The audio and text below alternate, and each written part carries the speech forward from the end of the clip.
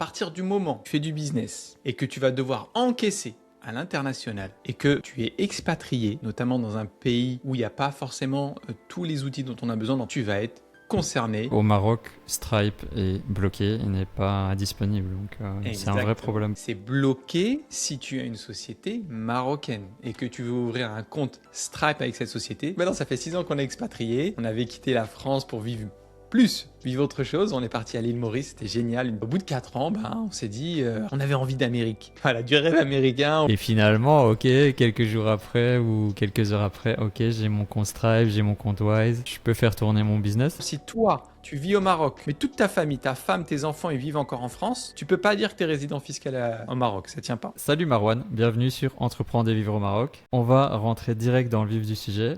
Mais avant de parler vraiment technique avec toi, pour qui la LLC américaine, c'est vraiment une option pertinente? Ah, la vraie question. Tu rentres dans le vif du sujet direct, t'es comme ça, Direct. Stéphane. Hein. Vas-y. Écoute, on peut le résumer en une phrase. La LLC aux États-Unis, elle va être concrètement pour toutes les personnes qui vont faire du business à l'international. Ça concerne qui concrètement? Ça va concerner les coachs, ça va concerner tous ceux qui vont faire du consulting, les freelances, tu as une agence marketing, tu es créateur de contenu. À partir du moment où tu fais du business et que tu vas devoir encaisser à l'international et que tu es expatrié, notamment dans un pays où il n'y a pas forcément tous les outils dont on a besoin, on en parlera tout à l'heure, tu vas être concerné et ça va être profitable directement d'avoir une LLC aux États-Unis. Donc le moment clé, c'est vraiment tout ce qui est lié aux méthodes d'encaissement de paiement en ligne. Dès qu'on va parler d'encaisser en ligne, il va falloir utiliser des outils. On les connaît, ils sont connus, il y a Stripe, Thrivecart, il y en a plein. Et à partir du moment où tu veux avoir accès à ces outils, beaucoup de gens ne le savent pas ou ils le découvrent sur le tas. C'est que dans certains pays, tu n'y as pas le droit d'y avoir accès si tu as une entreprise dans certains pays. Ça ne donne pas accès à tous les pays du monde. Ces outils ne donnent pas accès à tous les pays du monde. Au Maroc, Stripe est bloqué, il n'est pas disponible, donc c'est un vrai Exactement. problème pour.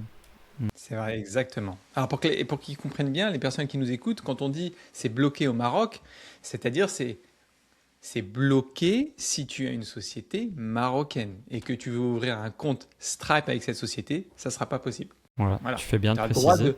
tu as le droit de vivre au Maroc, d'ouvrir un compte Stripe, mais pas avec une société marocaine. Et peut-être même on rappelle c'est quoi Stripe, qu'est-ce qu'il fait exactement pour nous? Ok. À partir du moment où on est en ligne et qu'on va devoir à un moment donné faire payer nos clients pour nos prestations, et là où ils vont devoir mettre leur carte bancaire, ça, il faut un outil pour ça. Stripe, c'est ce qui va permettre de faire ça. Ça va permettre de l'intégrer à son website. Je donne un exemple, d'accord? Vous vendez des séances de thérapie. Vous faites de la thérapie et la personne, elle veut acheter une séance avec vous, 60 euros. Elle va aller sur votre site. Là, va falloir bien qu'elle se retrouve à un endroit où elle puisse mettre ses coordonnées de carte bancaire et payer. Et Stripe, c'est simplifié ce que je dis, va notamment permettre de faire cela et de mettre sur son site ce module de paiement pour pouvoir encaisser en ligne. Voilà, c'est l'interface qui te permet de payer facilement en ligne. Exactement, exactement. Et les profils, tu en as déjà parlé un peu, donc il y a freelance, coach, les e-commerçants, tout ce qui est entrepreneurs digitaux, Exactement. qui soient installés au Maroc ou qui vont bientôt s'installer. Donc c'est vraiment ça la première étape avant d'envisager de créer une LLC, c'est de comprendre que tu vas être bloqué au niveau des encaissements, même des remboursements clients. Exactement, exactement. Donc tu vas être bloqué sur plusieurs. Soit tu vas être bloqué, soit ça va être pénible de faire tourner ton business. Donc concrètement, tu es là, alors, comme tu l'as dit, merci Stéphane, c'est important de savoir, de bien comprendre quand tu es concerné. Tu vas aller vivre au Maroc, tu veux encaisser en ligne, tu es concerné déjà. Là, tu as compris la base. Et ensuite, tu veux facturer, faut se dire un truc. Si tu n'as pas une entreprise robuste, alors ça peut être une entreprise en France. C'est pour ça qu'on va le dire. Ça peut être, tu peux avoir une entreprise en France et être au Maroc. Mais la lourdeur de l'entretien, de la gestion d'une société française, alors que tu vis au Maroc, bah en fait, tu perds le sens, en fait. Voilà. Et on verra tout à l'heure, on verra que ça a plein d'avantages. La LLC, techniquement, notamment dans sa création ou dans son entretien, qui fait que ça serait se rajouter de la charge de travail inutile. Alors voilà déjà pourquoi on ne va pas utiliser une société française. Et ensuite, maintenant ce que je voulais dire, c'est si tu veux facturer quelqu'un, si tu veux facturer quelqu'un et qu'il te paye et que tu as qu'une entreprise marocaine et qu'un compte marocain, eh ben, ça crée des frictions. Souvent, la personne, si ton client il est en France, en Belgique, aux États-Unis, il veut te faire un virement, eh ben, c'est toujours un peu pénible. Soit parce qu'il y a des frais élevés, soit parce que ça met du temps, soit parce que des fois la banque en France, elle n'aime pas trop faire des virements sur des destinations exotiques, entre guillemets. Donc dès que c'est pas une destination européenne, des fois ça crée des frictions. Et c'est ça qu'on va tenter d'éviter, en fait. Parce que aujourd'hui, tous ceux qui font du business en ligne, que ce soit les e-commerçants, que ce soit les créateurs de contenu, ils doivent se focuser, ils doivent se concentrer sur là où ils doivent mettre de la valeur, c'est-à-dire la communication, le marketing, gérer leurs clients, et pas sur l'administratif ou la gestion des paiements. Et même pire, en France, tu veux envoyer un virement en Belgique, si tu es sur une banque traditionnelle, souvent tu dois aller jusqu'à l'agence, prendre un rendez-vous, juste pour faire un virement, t'imagines? Nous, ce qu'on veut pour nos clients, c'est que ce soit le plus fluide possible, le plus simple, et pas que ce soit compliqué, quoi. Exactement. Ça fait perdre des ventes, hein. Dans quel cas c'est pas pertinent d'envisager une LLC? Pas pertinent de créer une LLC bah, si tu restes vivre en France, par exemple, déjà. Premier point, ça n'a pas d'intérêt. Tu vis en France avec un statut d'auto-entrepreneur, une SaaS ou bien, quelles que soient les sociétés, tu auras accès à tous les outils. Tu seras, voilà, tu vas devoir suivre de toute façon la fiscalité de ton pays, la France. Donc voilà, là, tu n'es pas concerné, d'accord? Tu vis pareil dans un autre pays tel que les États-Unis. Bon, bah là, tu vas créer une LLC, d'accord? Là, c'est important de se dire que là où tu vis, ça va tout de suite déterminer est-ce que ça fait du sens ou pas. Et l'autre point à prendre en compte, c'est tout simplement si tu n'encaisses pas en ligne. Je sais pas moi si, si tes clients ils te payent en Bitcoin, bon bah t'as peut-être pas besoin. Si tu as un profil très particulier d'encaissement, voilà, si t'as pas besoin d'outils en ligne, que les gens te payent, bah, imaginons que tu vas vivre au Maroc et que tu t'expatries au Maroc. Tes clients, ça va être simplement bah, ceux de ta ville et parce que tu fais des massages, tu fais du massage et les gens ils vont te payer en espèces sur place. Bon là ça fait pas sens. Voilà, en gros ça va être ça. Oui, voilà, si t'encaisses en espèces, y a pas de raison. Mais on va dire aujourd'hui, la plupart utilisent des méthodes de paiement en ligne, donc Exactement. c'est incontournable quand même, surtout sur le web. Et dis-moi, Marwan, est-ce que la LLC, c'est surtout, enfin, uniquement pour les gros business ou quelqu'un qui démarre, qui va se lancer, c'est aussi une option pour lui? Alors, ça, c'est une bonne question. Je te remercie beaucoup, Stéphane. Il faut se dire qu'il y a plusieurs croyances liées à l'LLC. Beaucoup de gens, déjà, dès qu'on parle de LLC, je ne sais pas pourquoi, ils pensent à évasion fiscale. Enfin, si, je sais pourquoi. C'est parce que voilà, il y a eu tout un discours pendant quelques années dans les médias voilà, où il y a des personnes qui vivaient en France et qui essayaient d'échapper au fisc. Et là, ils avaient une mauvaise intention. D'accord? Ils voulaient créer une structure ailleurs pour ne pas déclarer. Alors là, clairement, on est dans la tricherie. Et la deuxième croyance qu'il y a, c'est les LLC, bah, c'est pour les grandes boîtes.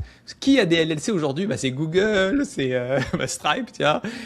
Alors tout de suite, on se dit, bah, non, mais moi, avec mon petit business. Mais non, ça, c'est une autre croyance. La LLC, il n'y a pas de seuil, en fait. D'accord? En fait, je préfère plutôt de parler de seuil, je préfère qu'on raisonne en ambition plutôt qu'en chiffre d'affaires. Si voilà, tu es en train de créer ton business en ligne, d'accord, tu fais du e-commerce, tu as commencé à générer des premiers revenus, même si c'est en quelques centaines d'euros, bah, clairement, elle va t'être utile parce qu'elle va te permettre d'aller ensuite développer, d'aller chercher ton ambition. Si demain, c'est de gagner 5 000 euros par mois, 10 000, bah, il faut que tu aies la structure qui te permette de t'accompagner dans la croissance. Donc non, ça ne s'adresse pas uniquement au gros business. Au contraire, je vais donner deux exemples. On va prendre l'exemple d'un coach français D'accord, il est là. Bah, lui, c'est bon, il a décidé de déménager au Maroc, il s'installe, il est bien, il a été accompagné avec Stéphane, ça se passe super bien. Et il continue de vendre ses accompagnements, puisqu'il touche toute la francophonie. Il a des clients au Canada, il a des clients en Belgique, il a des clients en Suisse. Et ben lui, clairement, ça va lui permettre, la LLC va lui permettre de conserver cette infrastructure internationale, que ses clients le payent en instantané, payent avec une carte bleue en ligne, easy. Voilà. Et pareil pour un e-commerçant qui vend même principalement en Europe, et ben lui, il va devoir faire encaisser pas mal de choses et aussi payer pas mal de pubs. Il lui faut un compte bancaire, on en parlera peut-être après, un compte bancaire qui est high-tech, voilà, au top de la technologie pour pouvoir gérer tous ces flux, tous ces flux d'argent qu'il va y avoir pour faire tourner son business. Et voilà, et du coup là, l'activité elle va être beaucoup plus fluide. Peut-être le point clé, c'est, ben, tu vois, récemment, je parlais avec les membres de ma formation. Justement, je leur parlais un peu de toi et de la LLC. Et je me suis rendu compte qu'il y en a plusieurs qui n'ont pas conscience que Stripe est bloqué au Maroc, qu'on a des difficultés pour les entrées-sorties d'argent. Donc, il y a déjà peut-être cette première croyance. Ok, je vais venir vivre au Maroc. Je crois que ça va être aussi simple et aussi ouvert qu'en France, alors que c'est pas le cas. Et effectivement, mais en général, on le découvre après. Pourquoi on le découvre après? Parce que quand tu as toujours vécu en France et que tu as commencé à faire du business en France surtout, tu n'es pas confronté à ces problèmes. Comme tu Mhm. n'es pas confronté à ces problèmes, tu n'arrives pas à imaginer que demain, dans le pays où tu vas aller, tu ne pourras pas ouvrir ton compte en ligne Stripe. Ça ne peut pas venir à l'esprit. Là, on parle du Maroc. Moi, j'ai vécu à l'île Maurice et il s'est passé exactement la même chose pour nous ou pour plein d'entrepreneurs. C'est quand ils sont arrivés à Maurice que, mais attends, je peux pas. Je peux pas ouvrir un compte Stripe. Et Ils là, se rendent compte du problème. ils tombent de haut parce qu'ils sont un peu paniqués, quoi. Au secours, qu'est-ce que je fais? Exactement. Et c'est exactement le discours. Qu'est-ce que je fais? Après, tu appelles ceux du réseau. Mais attends, je savais pas ça. Ah ouais, tu savais pas? On t'a pas dit? Non, on m'a pas dit. Et tout à l'heure, tu disais qu'il y avait la croyance aussi d'évasion fiscale. Mais il y a vraiment ça aussi. Moi, ça me faisait très très peur avant de créer ma société. Moi, j'avais choisi l'Angleterre. Pendant quasiment un an, j'ai fait des recherches. Et même au moment de le faire, j'étais encore paniqué. Est-ce que je fais un truc illégal? Est-ce que je... Tu vois, il y a vraiment... Enfin, pour certaines personnes, il y a cet inconscient qui te fait croire je vais ouvrir une société à l'étranger, il y a un truc suspect derrière, alors que après tu te rends compte que non, c'est tout à fait légal et on n'a même pas le choix parce que certains outils nous sont bloqués. Donc, Exactement. Non, c'est important de réaliser que c'est 100% légal. La question, c'est pas si c'est légal ou illégal. La question, c'est est-ce que ça fait du sens pour toi dans ta situation? ouais, est-ce que tu en as besoin? Voilà, est-ce que tu en as besoin? Donc, on a répondu à ça que la LLC, ça peut t'aider à justement ouvrir ton compte Stripe, PayPal et tous les moyens de paiement. Il y a d'autres utilisations ou d'autres cas qui nous pousseraient à ouvrir une LLC? Alors, les autres cas où c'est mais complètement pertinent d'avoir une LLC, c'est de se dire qu'à partir du moment où tu fais du business en ligne, tu as créé ta LLC, ça veut dire que ta structure administrative pour pouvoir faire tourner ton business, elle est avec toi. Elle est entre guillemets décentralisée. Comment cela, ça va être utile? Demain, tu t'expatries au Maroc. Tu vis un an et demi. Pour une raison ou pour une autre, tu as envie d'aller passer 3, 6 mois dans un autre pays avant de revenir au Maroc. Voilà, je connais des gens, ils ont fait ça, ils sont partis en Thaïlande, ils ont voulu un peu vivre l'expérience, et après ils sont revenus. Bah, ce qui est génial, c'est que tu ne dépends plus du pays où tu vis pour faire tourner ton business. Ton business, il est avec toi, tu l'emmènes partout et du coup, tu n'as pas de changement à faire, zéro changement. Parce que les changements administratifs quand tu fais tourner un business, c'est horrible. C'est horrible parce que ça te fait perdre du temps, de l'énergie, mais ça ralentit ton business. À l'époque, à l'île Maurice, créer la boîte, déjà, j'avoue que c'était fatigant. Aller dans plein de bureaux sur plusieurs semaines. Mais la fermer, c'était le parcours du combattant, il fallait 9 mois à aller dans différents bureaux, c'est, avec des procédures, c'était horrible. Je sais pas, Stéphane, ce que tu en penses, mais en tout cas, ce confort d'avoir cette société, de ne faire aucun changement, ça n'a pas de prix. Oui, en fait, si tu es un petit peu nomade digital, entre guillemets, la structure LLC, on va dire que ça accompagne ton business. C'est ta structure, peu importe le pays où tu vas aller. Bah ici au Maroc, c'est pareil. Quand j'ai dû fermer ma SRL, ça a pris plus qu'un an et même aujourd'hui, je ne sais même pas si elle a vraiment été fermée, tu vois. Donc ça prend un temps fou, je sais pas pourquoi. Ah, c'est pas possible ça.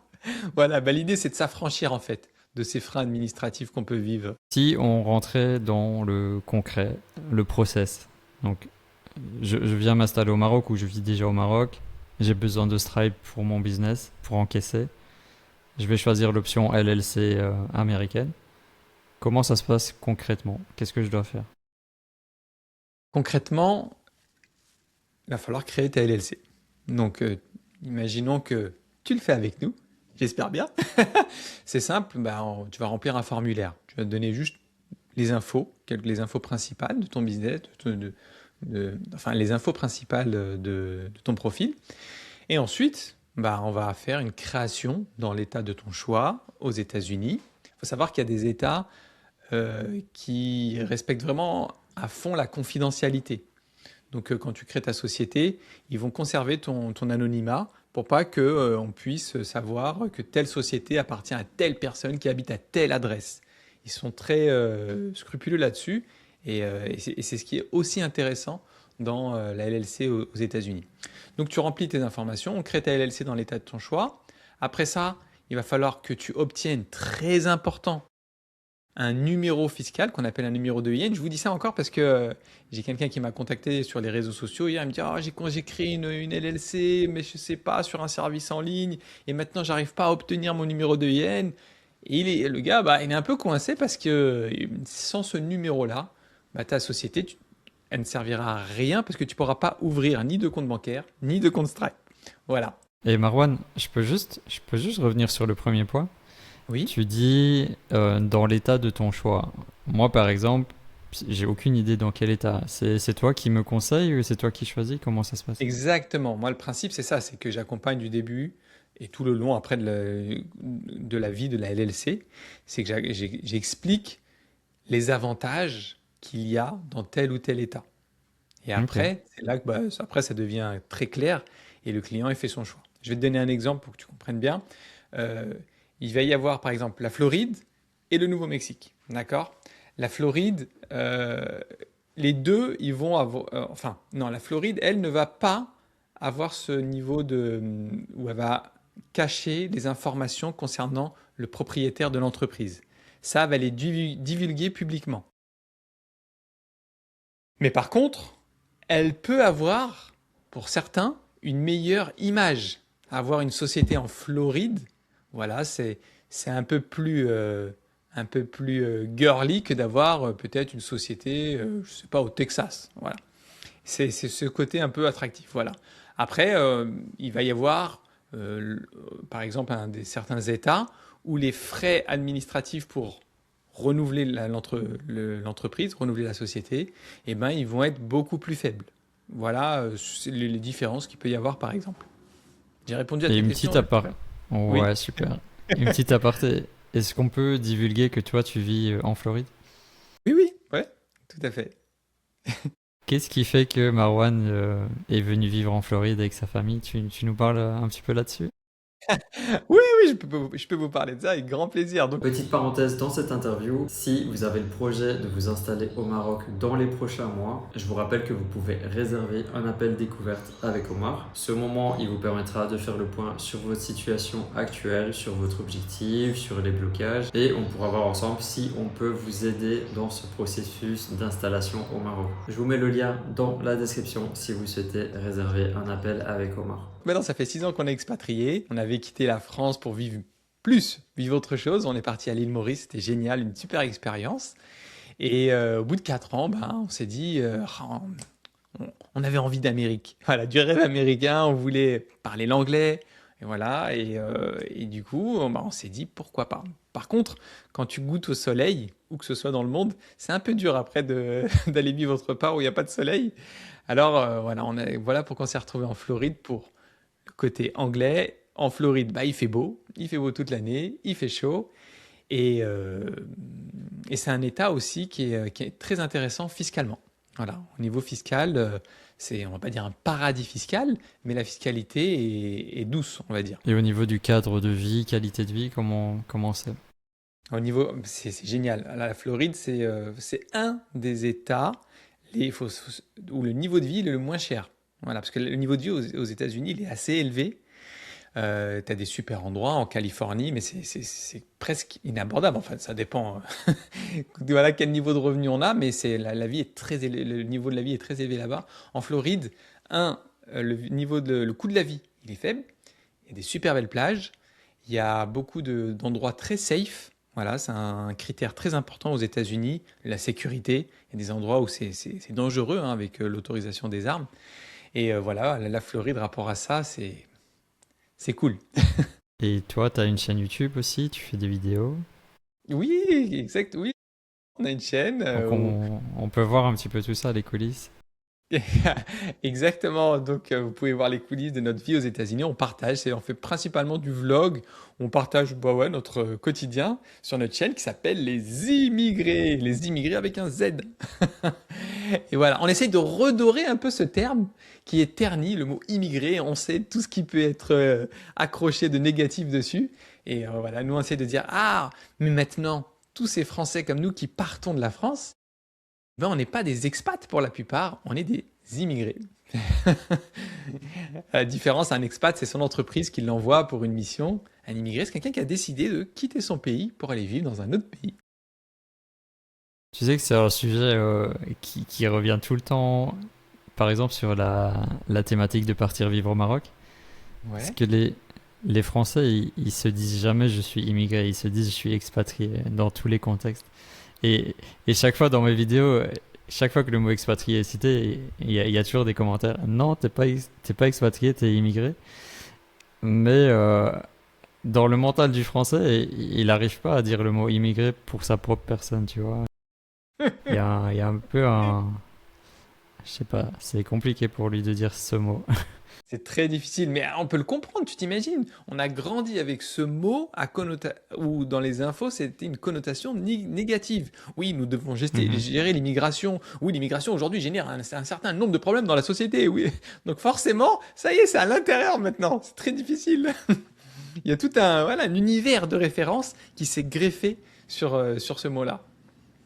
Et c'est pourquoi que nous, on a voulu appeler volontairement, même si ça fait mal, entre guillemets, notre chaîne Les Immigrés, pour aller à contre-courant.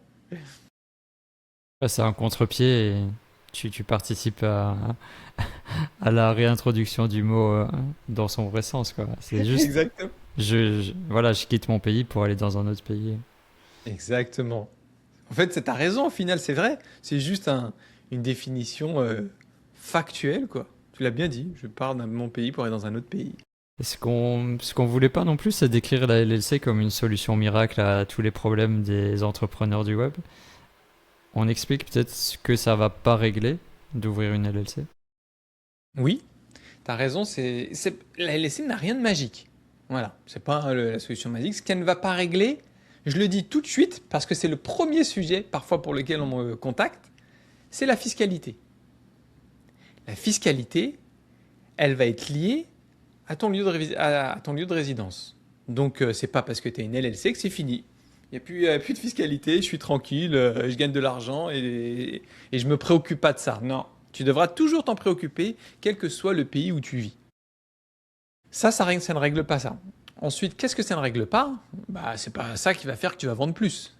ça, c'est toi qui vas faire. Ah Tu vas bon? devoir... Les clients ne tombent pas tout seuls? Non, non, non. Tu vas devoir continuer de trouver des stratégies de marketing, de communication pour développer ton business. Qu'est-ce que ça ne règle pas? C'est important, parce que c'est aussi des questions qu'on me pose. On me dit, ah bah du coup, il n'y a pas de compta.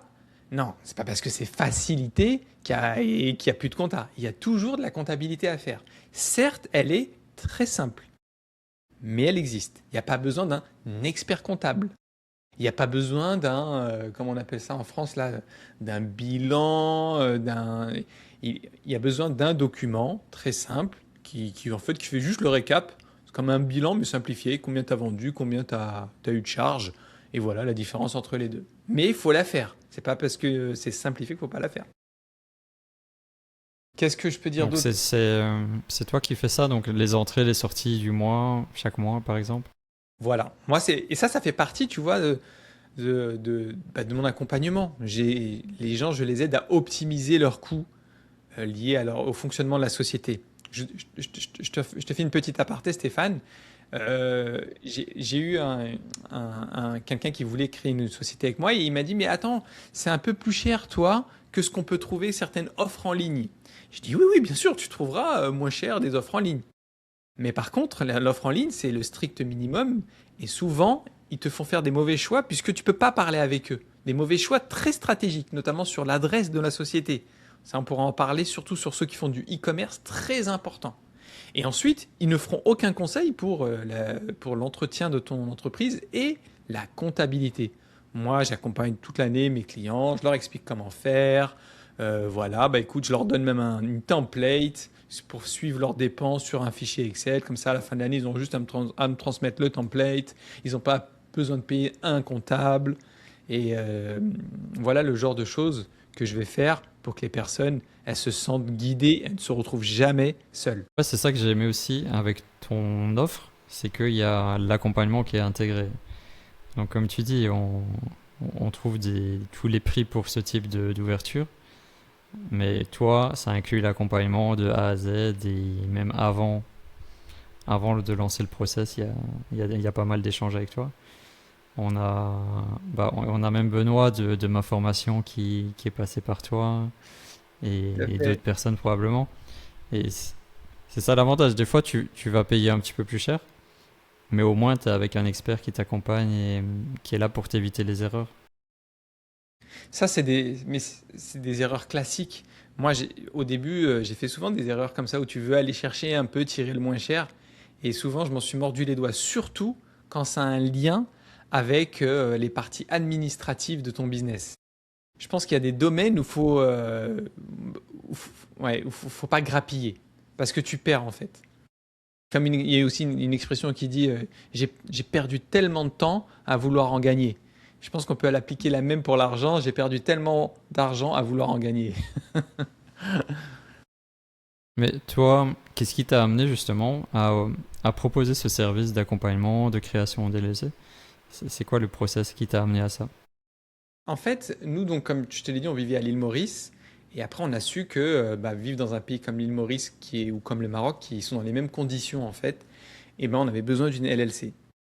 Alors, on s'est renseigné. Et du coup, avec le bouche à oreille, on nous a envoyé quelqu'un qui nous a permis de créer la LLC.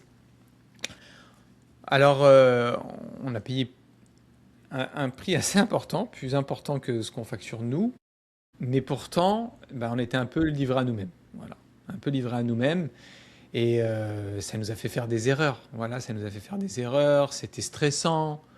Je ne comprenais pas qu'est-ce que je devais faire pour ma société, les déclarations.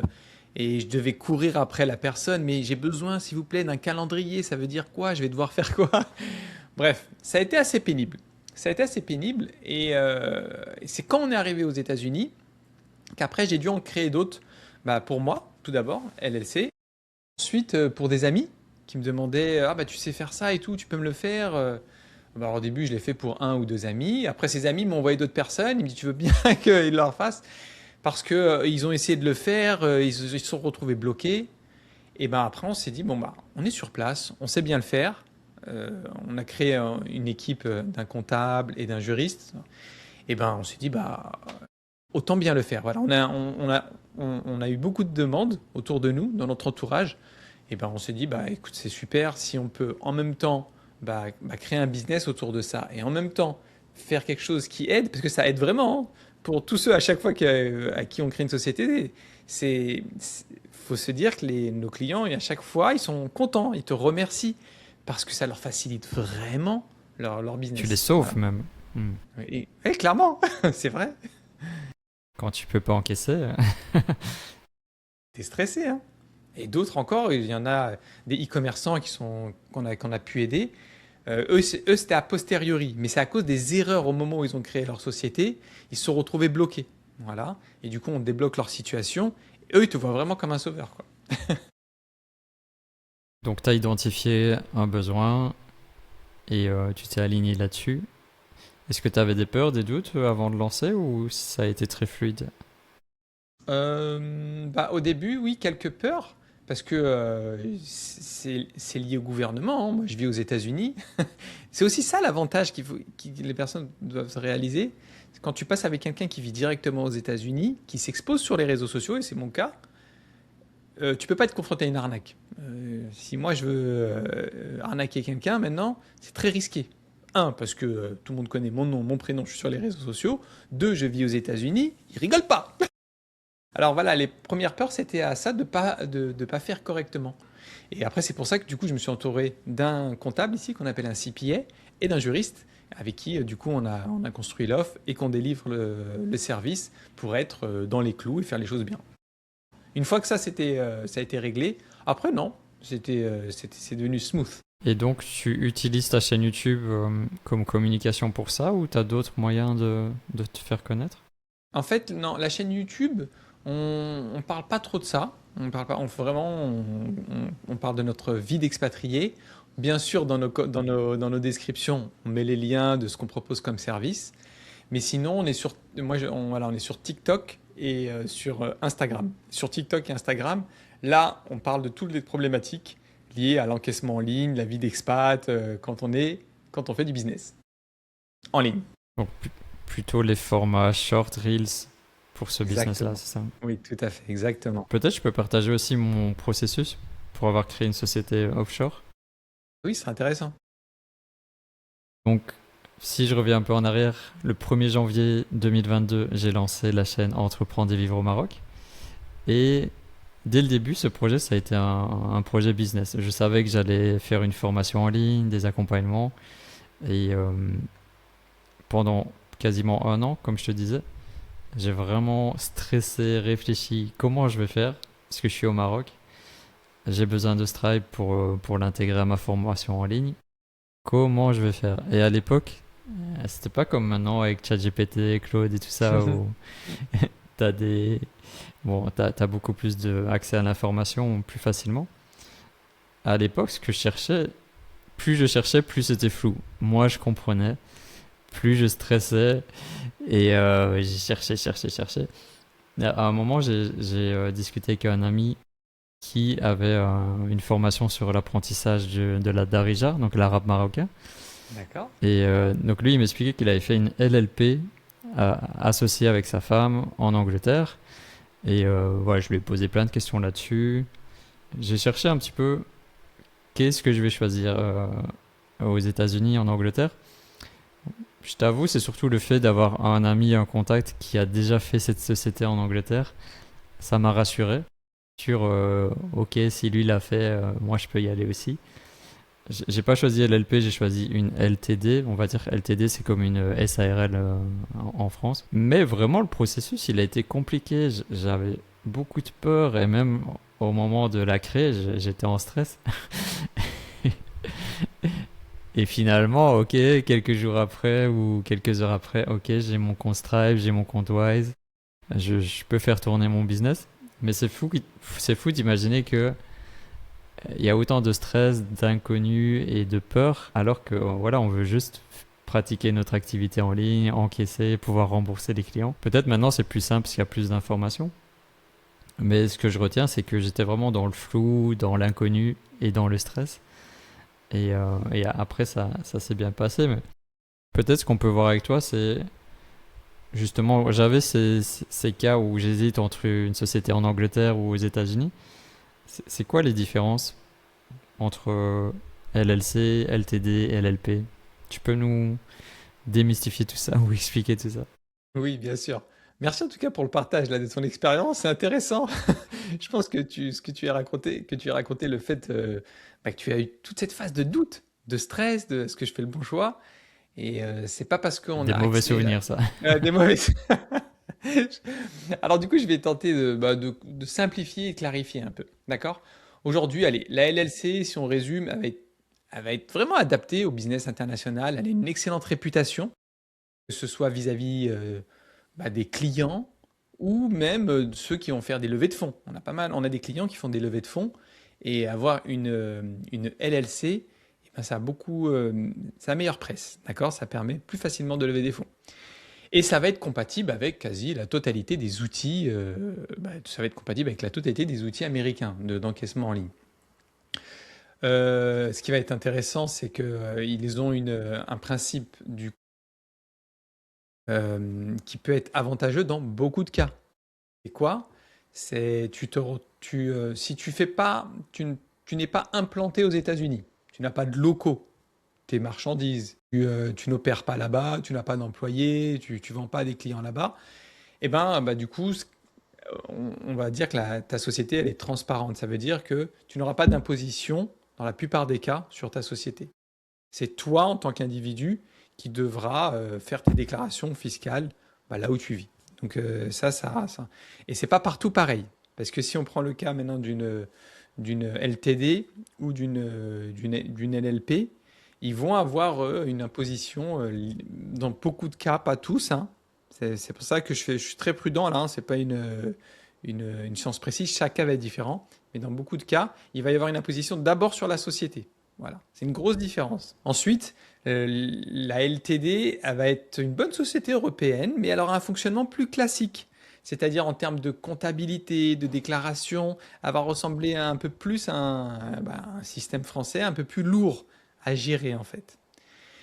La LLP, elle peut être intéressante dans certains montages spécifiques, mais c'est vraiment là, ça va être ceux qui commencent à avoir comment dire, un fonctionnement assez complexe, mais ça va pas concerner le commun des mortels, j'ai envie de dire. Et le problème, c'est qu'elle va être moins simple à comprendre pour surtout un entrepreneur, soit qui démarre ou ou qui est solopreneur. Voilà. J'ai vraiment voulu simplifier à l'extrême hein, pour qu'on comprenne bien. Voilà. Je pense que LLP, t'es obligé d'avoir un associé aussi. Oui, t'as raison, Et ça merci d'avoir dit, ouais, la LLP. bah, Et quand, c'est un vas-y, risque aussi, selon avec qui tu t'associes, ça peut être un risque aussi. et Si tu le comment t'as fais géré juste ça, pour... toi, du coup? Bah, moi, j'ai choisi LTD où je peux Oui, être seul. Je me suis toujours méfié de s'associer officiellement, même si tu as des bonnes connexions avec certaines personnes. Parfois, ça peut changer quand tu lances un business. oui, et tu as raison. Tu as raison, aujourd'hui, tu t'associes, tu mets dans les statuts au niveau administratif, et on sait que ça peut changer, ça peut casser d'une manière ou d'une autre. C'est tellement pénible de tout casser.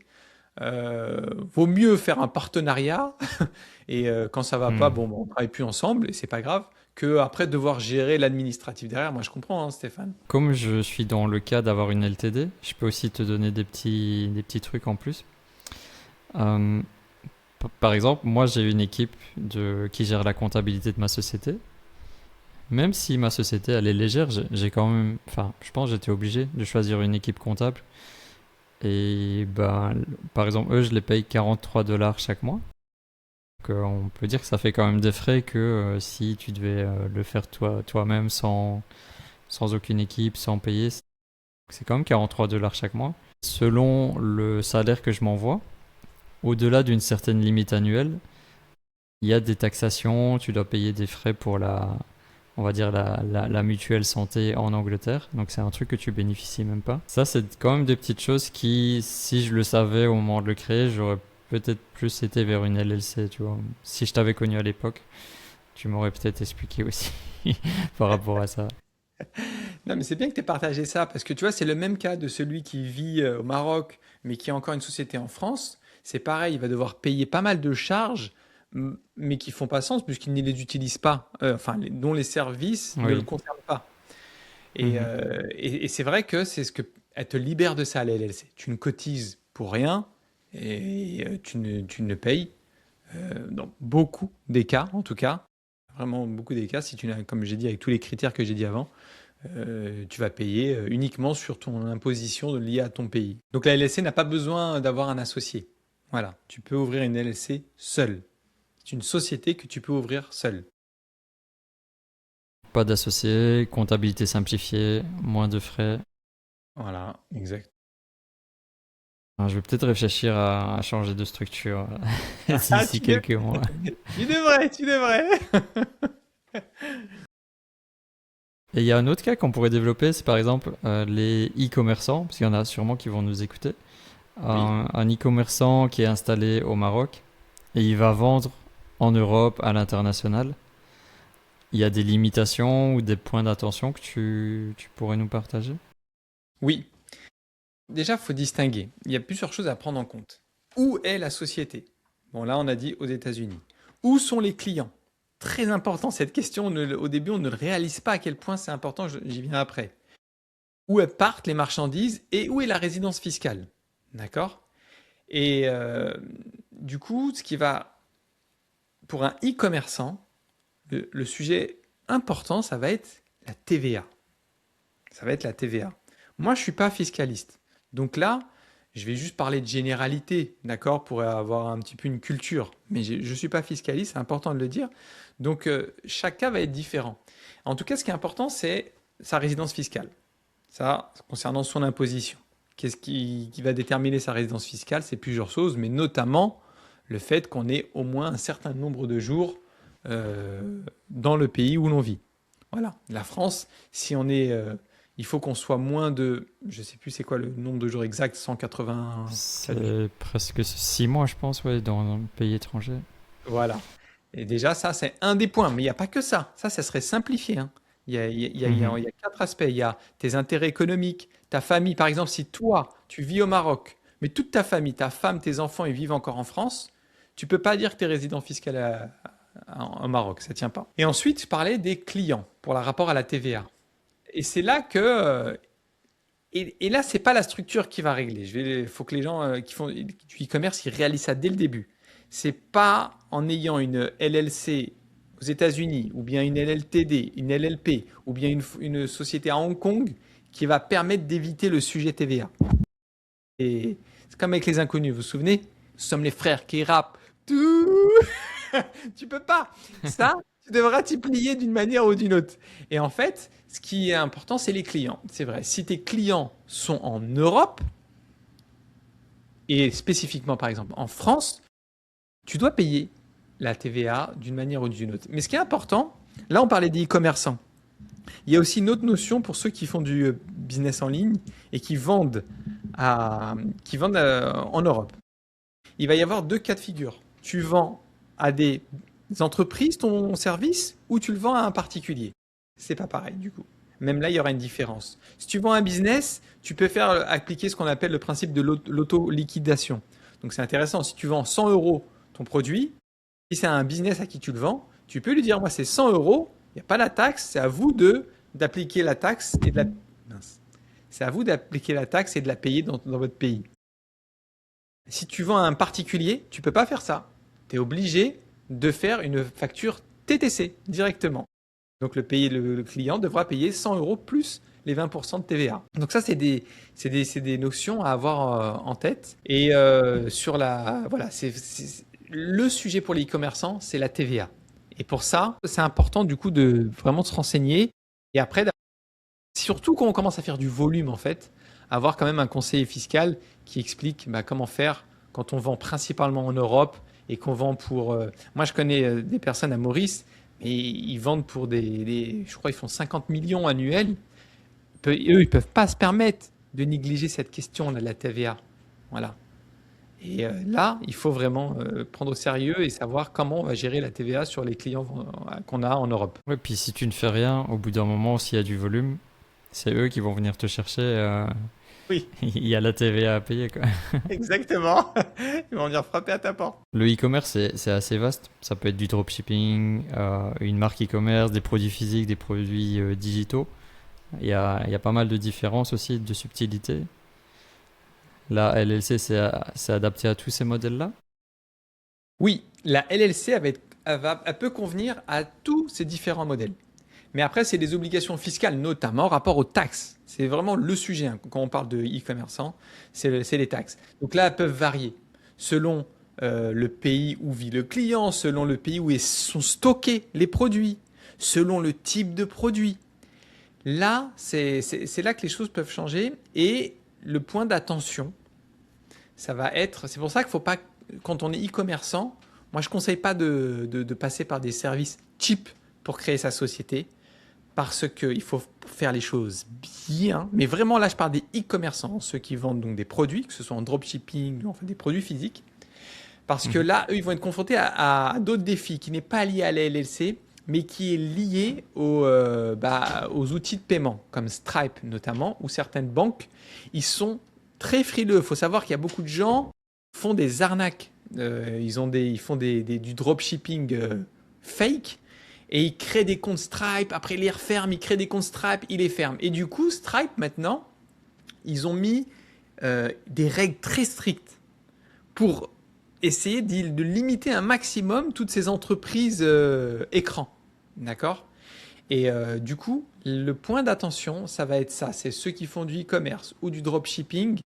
Pourquoi il faut, moi je les conseille en tout cas de passer par une structure, que ce soit nous ou quelqu'un d'autre, qui va vraiment les accompagner et les conseiller, parce qu'il va y avoir des points d'attention très importants, notamment liés à l'adresse et à la cohérence des informations fournies sur les plateformes comme Stripe ou l'ouverture du compte bancaire, pour pas se voir bloqué et ni se voir supprimer son compte. Je te dis juste, j'ai fait un short sur Instagram sur ce sujet, sur ceux qui se sont fait bloquer leur compte Shopify Payments. Moi, je fais pas beaucoup de vues, hein. En général, je fais que 500 vues maximum. Ce sujet-là, on est déjà presque à 4000 vues en 24 heures ou 48 heures, tellement des e-commerçants se sont retrouvés bloqués à cause d'une société où les informations ne sont pas cohérentes, où ils n'ont pas eu d'accompagnement. C'est vrai que ça revient souvent, cette hantise d'avoir ton compte Stripe qui saute ou qui est bloqué. Parce que du jour au lendemain, tout ton business est bloqué. Tu peux plus encaisser, ton argent est bloqué. C'est la panique. Tout à fait, c'est vrai, c'est la panique. Surtout si tu as lancé des budgets pubs colossaux qui tombent à l'eau d'un coup. Ça peut avoir de C'est graves affreux, hein. conséquences financières. D'où l'intérêt de démarrer sur des bonnes bases. Oui, exactement. Alors, on mettra ton Reels dans la description, le lien. Et de toute façon, je mettrai les liens vers tes Génial. réseaux pour ceux qui veulent voir ce format-là. On revient un petit peu sur. Bon, tu as dit que tu n'es pas fiscaliste, mais est-ce qu'il y a des obligations fiscales qu'on doit anticiper? Je sais pas si je te donne l'exemple. Quelqu'un qui vit fiscalement au Maroc, il a sa société aux États-Unis, des clients en Europe. Ça commence à devenir complexe. À quoi il doit faire attention fiscalement? Et fiscalement, déjà, il faut intégrer qu'il y a 3 niveaux à prendre en compte. Il y a un, ta propre résidence fiscale, toi, l'entrepreneur. Deux, la société, d'accord? Où elle est. Elle va avoir ses propres règles et ses obligations fiscales dans son état. Et il va y avoir les clients. Où sont les clients? D'accord? Parce que ça peut avoir un impact sur la TVA, mais ça peut avoir un impact aussi sur la société elle-même. Il y a un terme qui fait très peur, je vais vous le donner. Ça s'appelle la requalification en tant qu'établissement stable. Qu'est-ce que c'est ça? C'est, tu vis pas en France, tu es français, tu vis pas en France. Tu vis au Maroc, d'accord? Mais on va dire 100% de tes clients, ils sont en France. Alors, c'est pas systématique, c'est juste, encore une fois, c'est de la pédagogie hein, que je dis, d'accord? C'est un des éléments qui peut être pris en compte par le gouvernement français pour dire, mais attention, tous vos clients, ils sont ici, que votre business, il est ici. Il peut, mais après, on va regarder d'autres choses. C'est pas l'unique critère. Mais c'est un critère important qu'il faut avoir en tête. C'est que quand tous ces clients ils sont au même endroit, ça peut avoir un impact. Donc maintenant, on revient à l'exemple de quelqu'un qui est au Maroc. Il vit plus de 6 mois de l'année au Maroc, c'est bon. On va dire, on va simplifier, hein. Il coche la case résident fiscal marocain. Sa société, elle est où? Aux États-Unis. Très bien, donc il va dépendre des règles américaines. Bon, donc s'il n'a pas de locaux là-bas, je simplifie encore, il n'a pas d'employés, il ne vend pas là-bas, bon, la société américaine, elle va dire qu'il est une disregarded entity, ça veut dire une société transparente et que la fiscalité, c'est sa responsabilité à lui dans son pays. Donc là, il est au Maroc, ça veut dire quoi? Ben, il va devoir, s'il ramène des fonds pour vivre avec, il va devoir les déclarer au Maroc. Voilà. Et ensuite, c'était la partie des clients. Où sont les clients? Alors après ça, s'ils sont majoritairement en France, mais que la personne, elle vit pas en France, elle n'a pas d'intérêt en France, elle n'a pas d'appartement en location en France, il y a plein de choses, hein, c'est pour voir quel est ton centre d'intérêt principal. Bon, normalement, tout devrait être OK pour que tu sois complètement résident fiscal et imposable uniquement au Maroc. Moi, ce que j'aime bien faire aussi avec les clients qu'on accompagne, on les conseille, on les aide pour l'installation, pour le business. Mais dès il y a un business en jeu, j'essaye qu'ils aient un rendez-vous avec un fiscaliste ou un conseiller fiscaliste pour vraiment analyser la situation du client. Et au moins, tu démarres avec des bases qui sont claires et tu sais vers où tu vas, quoi. Je pense que c'est le meilleur réflexe, hein, que tu fais, Stéphane, en faisant ça, hein. Parce que chaque cas est différent. Mais vraiment, là, maintenant, en ayant parlé à des centaines de personnes pour leur cas, ils sont tous différents et chaque cas, il peut avoir un impact différent. Donc, je pense que c'est la meilleure chose à faire. Et là, c'est bien parce que notre vidéo, on a bien développé tout ce qui concerne la LLC. Peut-être revenir quand même sur les pièges les plus fréquents d'un entrepreneur qui va parfois créer sa société trop vite. Quels sont les pièges?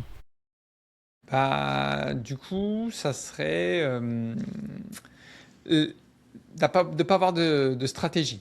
Tu crées comme ça, tu réfléchis même pas à c'est quoi ton activité, est-ce que ça a un impact sur le type de LLC que tu vas créer, le type d'adresse qu'il te faut. Ensuite, les grosses erreurs, j'en ai un qui m'a contacté ne serait-ce qu'avant-hier, c'est de pas savoir que la LLC seule, sans numéro fiscal, qu'on appelle EIN, ça sert à rien. Voilà. C'est aussi choisir une mauvaise banque. Les grosses erreurs aussi qui font mal et qui rendent les comptes bloqués, c'est indiquer des informations contradictoires, incohérentes quand tu crées un compte bancaire ou tu ouvres un processeur de paiement comme Shopify ou Stripe. Ça va être également de mélanger des dépenses personnelles et professionnelles et que tu ne sais pas comment faire ta comptabilité parce que tu crois qu'il n'y a pas de comptabilité à faire.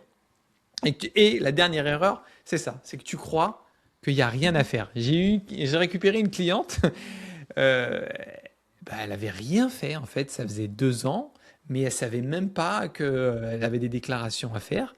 Elle ne savait même pas qu'elle était en train de recevoir des courriers du gouvernement américain concernant sa boîte qui mettait des amendes. Parce que si tu ne fais pas les déclarations, il y a des penalties, hein. Voilà. Donc voilà les grosses erreurs. Toujours impressionné par ces entrepreneurs qui ignorent totalement les courriers, les obligations comptables. Ça me fascine un petit peu. Franchement, t'as employé le bon mot, ça me fascine aussi. Comment ils font? Je les envie un peu des fois.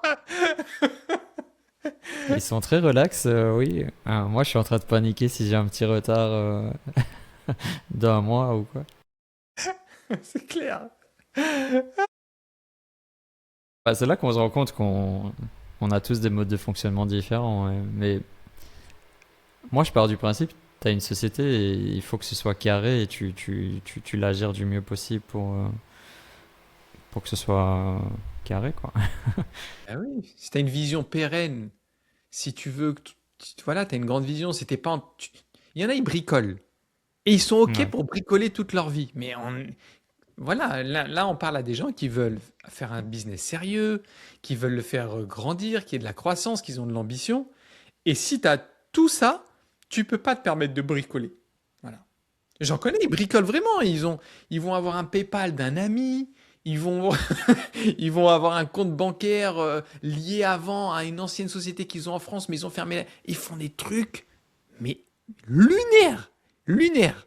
Et, mais le jour où, par contre, ça, tu sais, les conséquences arrivent, ça fait mal, hein. Ça fait mal.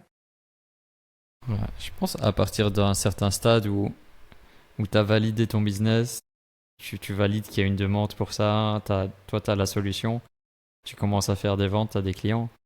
Bah, c'est obligé d'avoir une structure qui est carrée et qui englobe tout ça, qui gère tout ça, ouais. C'est clair. C'est la base. La base. Et justement, avant de passer à la création de la LLC, il y a d'autres questions importantes ou peut-être tu nous rappelles les questions prioritaires à se poser. Ouais, bon, bah, les questions déjà, c'est un, est-ce que mon activité, elle est validée? Ce que je veux dire par là, c'est si t'as pas encore, même ton business, il n'est pas validé, tu sais pas encore ce que tu vas faire, bon, ça sert à rien de te poser la question de la LLC. D'accord? Ensuite, la question, c'est bah, où est-ce que je vis? Voilà. Bon, je vis dans un pays, le Maroc, la Tunisie, l'île Maurice, Thaïlande. Donc, dans ces pays-là, il faut que je comprenne que je vais avoir des difficultés pour encaisser en ligne. D'accord? Toute l'Afrique, ouais, quasiment. Toute la, toute l'Afrique, exactement. Toute l'Afrique et une bonne partie de l'Asie. Voilà. Et même de l'Amérique latine. Parce qu'il y en a, ils vont vivre, hein. J'ai un ami là, en Colombie, tout ça, donc c'est pareil. Euh, Est-ce que j'ai vraiment besoin de Stripe? Oui, non. Parce que j'ai besoin, on l'a dit tout à l'heure. Est-ce que j'ai besoin d'un compte bancaire performant? C'est-à-dire où on peut me faire un virement en instantané, qu'on n'a pas besoin de se déplacer en agence. Voilà. Donc clairement, si tu sais que tu vas être dans un de ces pays-là et que tu dois encaisser en ligne et que tu veux maintenant clairement clarifier que ta résidence fiscale, elle est plus dans ton pays d'origine, ça c'est voilà, c'est les questions principales à se poser. On parle souvent d'encaisser, mais parfois on oublie l'option remboursement client. Et ben, ça arrive, hein. Des fois, tu as un client soit qui est pas satisfait ou pour X raison il veut être remboursé. Bah, sur Stripe, en un clic, je le rembourse et c'est fait. Mais si j'ai pas ça, ça devient plus complexe. Et ça Ouais. peut faire un client mécontent qui va laisser un mauvais commentaire ou va se sentir arnaqué peut-être. Oui, c'est vrai, hein. Et Faut même y si penser, ouais. tu as raison, hein, parce que déjà, bon, ok, tu vas le rembourser. Si tu n'as pas, tu as un compte bancaire, on va dire local dans ton pays, et tu n'as pas Stripe, bah déjà tu vas mettre du temps avant de le rembourser. Et ensuite, tu vas souvent payer de gros frais. Voilà. Lui, des fois, à l'arrivée, il y a encore des nouveaux frais qui s'appliquent. Ouais. Donc, ça va avoir un impact sur l'image de marque. Et surtout au Maroc, j'ai un autre exemple. J'avais organisé un événement où il y avait un prestataire français et Mhm. je devais le payer pour sa prestation. Je pensais, ok, bah, je vais faire un virement vers la France. Je pensais que ça allait être aussi simple que ça. Et là, mon conseiller bancaire il m'a dit, ah bah non, il faut que tu fasses un dossier qui nous explique pourquoi tu veux le payer, c'est quoi le projet, il y a, il y a 10% sur ça, il y a des frais à la réception. Je me suis rendu compte que j'étais dans un vrai bourbier. Et au final, on a perdu des centaines d'euros juste pour cette procédure bancaire traditionnelle. Oh mon Dieu. Donc, on pense pas à ça tant qu'on n'est pas dans la situation aussi, hein. C'est vrai. J'ai envie de te donner un autre exemple aussi où des fois on réalise pas que ça peut être utile. J'ai un client, lui, il vit au Sénégal et tu sais quoi, il fait pas de business en ligne. Lui, c'est quelqu'un dans les travaux publics. C'est un ingénieur, génie civil, et il monte des projets. Construction d'immeubles, des choses incroyables, usines, tout ça. Ouais. Mais il a tellement de freins à faire fonctionner sa boîte avec une entreprise sénégalaise, à cause des banques qui lui demandent des choses comme tu as dit. Et du coup, lui, bah, il m'a dit, non, moi, je veux lui, il voulait une holding, c'est-à-dire que la société mère, elle soit pas au Sénégal, elle soit aux États-Unis. Comme ça, il rencontre du coup beaucoup de difficultés, même pour encaisser des clients sénégalais riches, parce que souvent, c'est des gens soit d'Europe, ses clients sont en Europe, soit ils sont sénégalais riches, et eux-mêmes préfèrent payer, tu sais pas pourquoi, sur une banque américaine ou européenne. Il gère mieux ses flux. Et en plus, là maintenant, on l'a même aidé à trouver des personnes qui lèvent des fonds. Bah, clairement, ça rassure les investisseurs quand tu dis bah, la société qui lève des fonds, c'est une société américaine plutôt qu'une société sénégalaise. Voilà. Donc c'était tout ça pour dire que c'est aussi pas, ça ne concerne pas que les gens qui font du business en ligne. Ouais. Et même pour revenir sur les banques, tu vois, ici au Maroc, je sais pas si tu as suivi, mais il y a Revolut qui voulait s'installer au Maroc.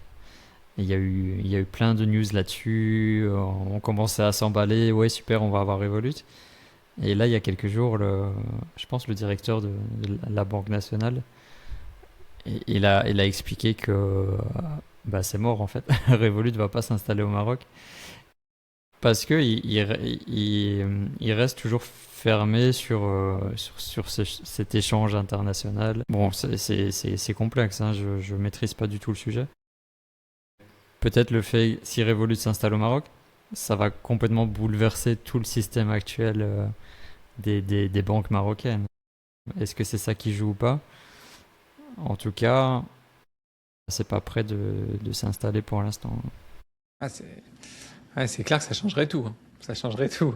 Mais c'est souvent ça dans. Il y a des conflits de pouvoir, enfin de business, hein. Si ça se trouve, si Revolut arrive, comme tu as dit, ça va casser le marché des banques classiques, traditionnelles, et ils ne pourraient pas subir le choc. Je sais pas. Et ici, c'est très très très réglementé, hein. Tout ce qui est bancaire, l'office d'échange, c'est très réglementé, très compliqué. Donc, bah c'est cool, je pense on a bien avancé, ça donne une meilleure vision de la problématique. Si demain je veux créer une LLC avec toi, Marwan, rappelle-nous, qu'est-ce que je fais? Comment je m'y prends? Il y a des documents, ça prend du temps. Comment se passe le process? Le process, il est simple, hein. Comme je l'avais dit tout à l'heure, il y a un formulaire. Voilà, on remplit un formulaire. D'abord, première chose, rendez-vous avec moi. On fait le point sur ta situation. Premier rendez-vous avec moi, on fait le point. Ensuite, une fois que bah, ça paraît être cohérent de créer une LLC bah, pour toi, là, bah, tout simplement, tu suis le process. Il y a un formulaire avec des informations à saisir. Moi, je vais m'occuper de créer la société. La société, elle va être créée en moins d'une semaine avec tous les documents légaux que je fournis à mes clients. Je donne un espace où ils vont retrouver tous leurs documents. Ensuite, la deuxième chose à faire, c'est la demande du numéro fiscal, EIN. Du coup, je m'occupe de faire cette demande-là. Cette demande, pour avoir le retour, bah, parce que c'est avec le gouvernement américain, on ne dépend que de leur délai à eux. Ça va mettre, allez, 15 jours approximativement pour obtenir ce numéro. Et une fois qu'il y a ça, bah, c'est bon. Après, je fais le point avec mon client pour lui expliquer, bah, maintenant, voilà, tu as ça. Maintenant, tu peux ouvrir un compte bancaire, un compte Stripe. Je lui donne les conseils qu'il doit mettre en œuvre pour que tout soit smooth et qu'il fasse les choses bien, que ce soit bien carré. Et ça y est. Voilà. Donc, on peut se dire en moins d'un mois, bah, la société, elle est prête à tourner et à encaisser. Voilà. Et après, on est ensemble. Moi, je reste disponible toute l'année pour mes clients parce qu'ils ont des questions. C'est ça que les gens ne réalisent pas. Ils pensent que créer une LLC, après, tu as toujours des questions vis-à-vis de ta société. Bien sûr. Et c'est confortable d'avoir quelqu'un qui est disponible. Je peux prendre rendez-vous? Oui, bien sûr. On répond même par mail ou par WhatsApp sous 24 heures. Donc là, c'est hyper confort pour les personnes. S'ils se posent des questions sur, mais attends, là j'en suis à tel chiffre d'affaires, la TVA, t'en penses quoi? Donc quand moi j'ai pas la réponse, je fais intervenir, bah, j'ai le comptable ici qui est spécialisé en business international. J'ai la partie juridique aussi. Donc on est là toute l'année jusqu'à la prochaine échéance. C'est quoi? C'est un an après de faire la déclaration fiscale. Voilà. Donc moi, j'explique à mes clients qu'est-ce qu'ils doivent faire sur la compta, comme je te disais tout à l'heure. Ils me donnent le document, on s'occupe de faire sa déclaration fiscale, et voilà, et après il est tranquille. C'est vraiment la seule chose qu'il va avoir comme responsabilité chaque année, c'est de nous donner le document de sa comptabilité pour qu'on s'occupe de faire la déclaration fiscale aux États-Unis. Est-ce que c'est plus Il clair? y a un point.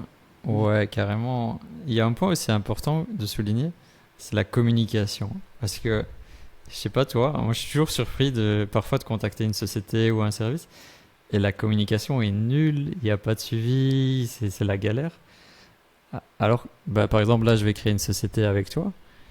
Euh, je sais que toi tu communiques bien, tu es sérieux et tout, mais c'est tellement important. Parce que quand ça se passe pas bien la communication, je pense que je suis un être qui a besoin d'une communication fluide. Et quand c'est pas le cas, ça me perturbe et j'ai même pas envie de continuer avec la personne. Donc, je pense que c'est un point à souligner, le fait d'avoir une bonne communication fluide avec ses clients. Je sais pas si tu veux parler de ça. Oui, tu as raison. Moi, déjà, j'ai des formations professionnelles. Je suis manager de formation, je suis cadre manager. Je travaille encore comme cadre manager. Il faut savoir que c'est une de mes activités, à côté de l'activité des services offshore. Et du coup, je me l'impose à moi-même et à mes équipes. On fait ce qu'on dit et on dit ce qu'on fait. Et c'est vrai que je le remarque, c'est apprécié à chaque fois de mes clients, c'est de les tenir informés de ce que je fais, de ce qui est en cours. Et je te fais une petite anecdote. Avant, j'étais cadre manager de conducteur de train à la SNCF. Et on disait souvent, c'était le discours que je portais auprès des conducteurs, c'était, mais quand tu es arrêté en pleine ligne, les gens qui sont dans le train, ils savent pas ce qui se passe.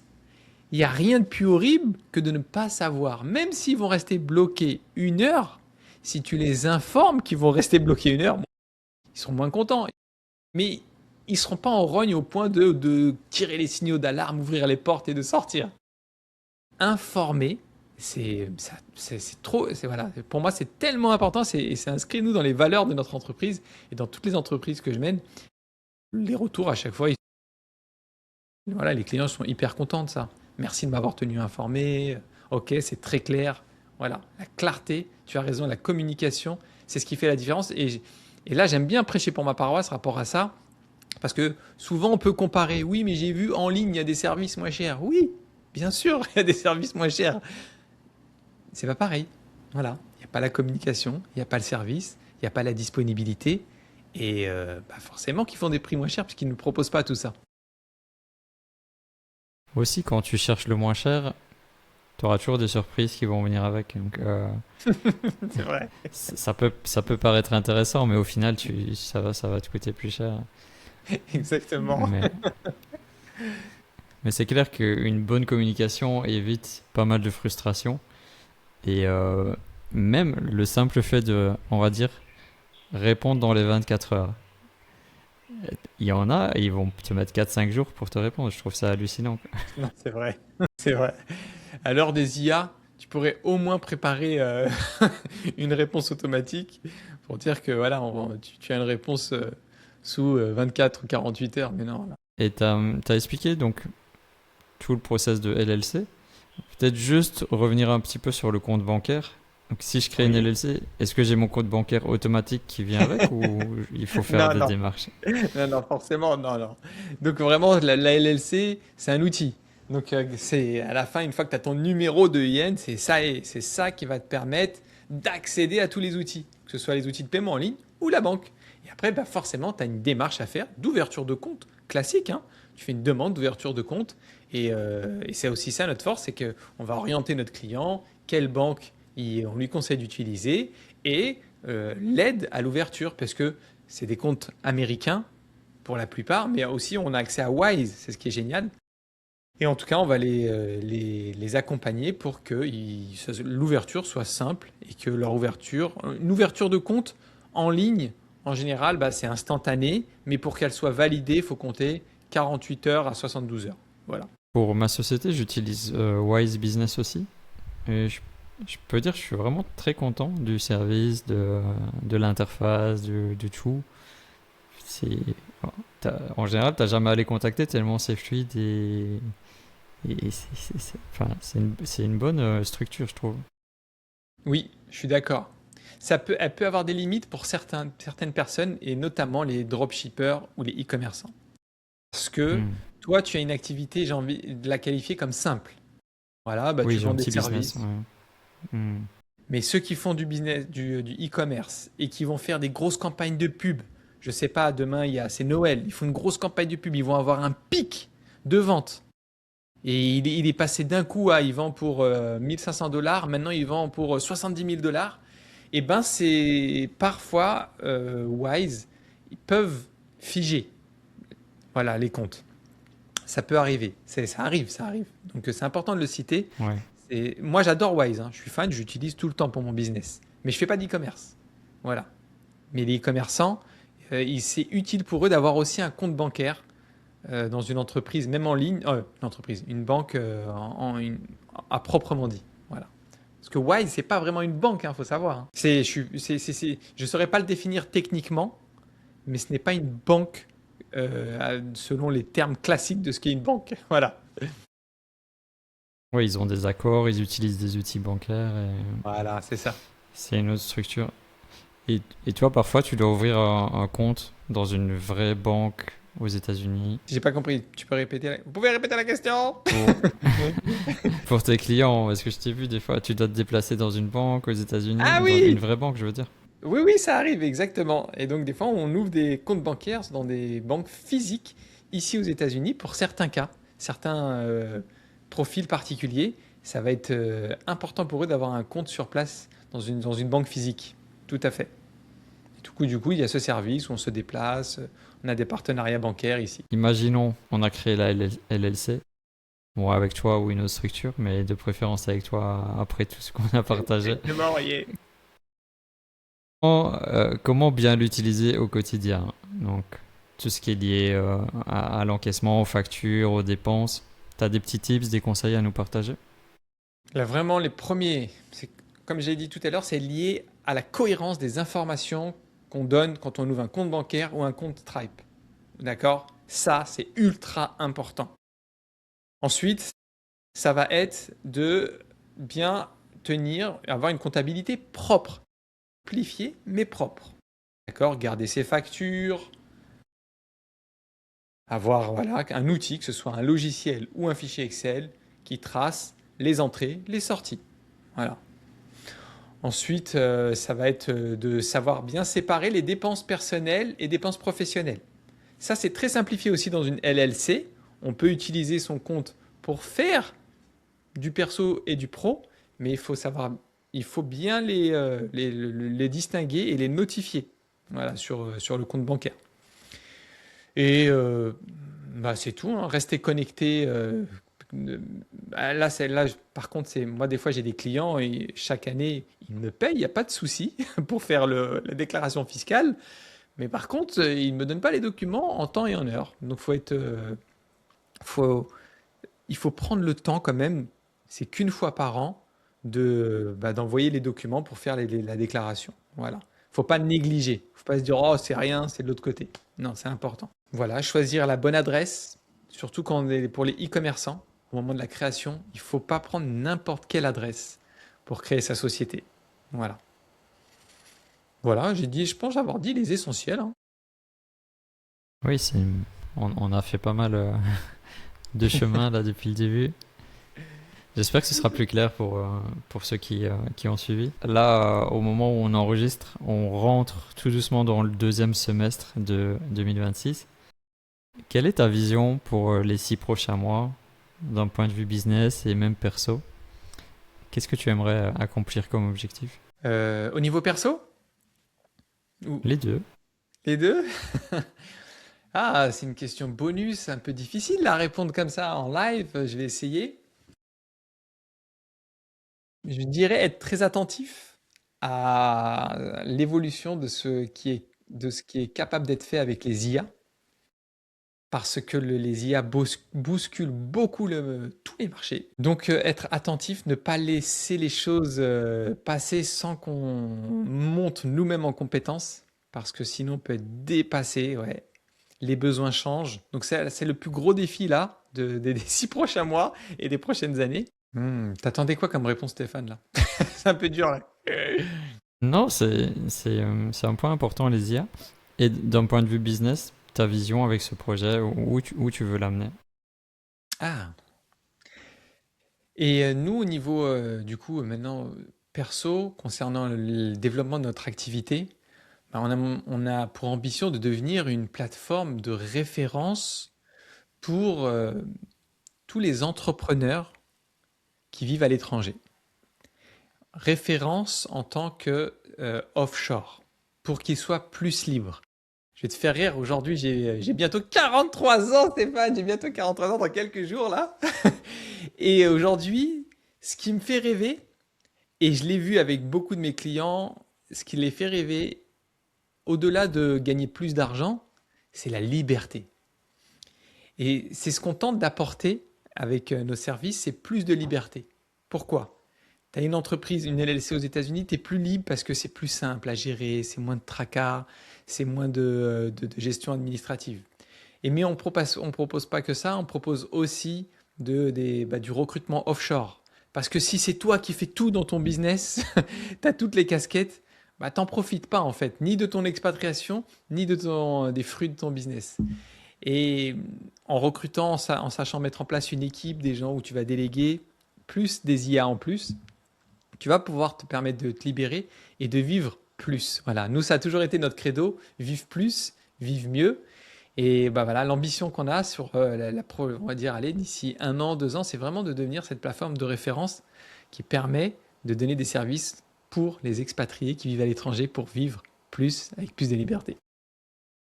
L'esprit tranquille. L'esprit tranquille, exactement. Et réussir à Super, bah, c'est travailler que une belle mission.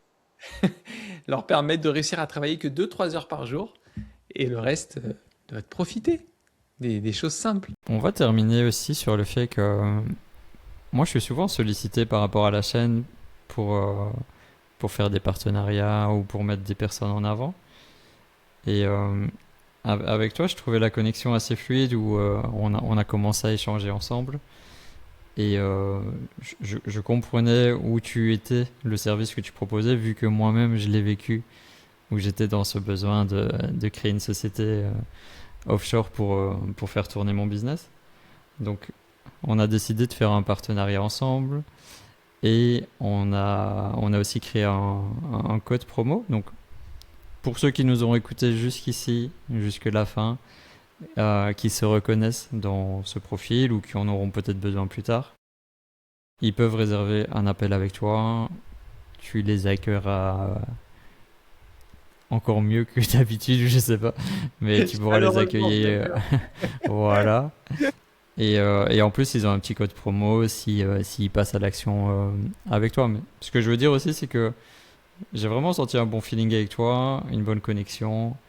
Et je suis ravi de te mettre en avant sur ma chaîne. Et j'ai confiance aussi au service que tu rends à tous ces entrepreneurs du web qui, comme moi à l'époque, peuvent se sentir un peu perdus ou ont peur de pouvoir trouver une solution. Donc, je suis ravi aujourd'hui. Maintenant, voilà, tu as besoin d'encaisser en ligne, bah, je te renvoie vers Marwan et vous allez mettre ça en place, tu vois. Merci beaucoup Stéphane et sache que c'est réciproque.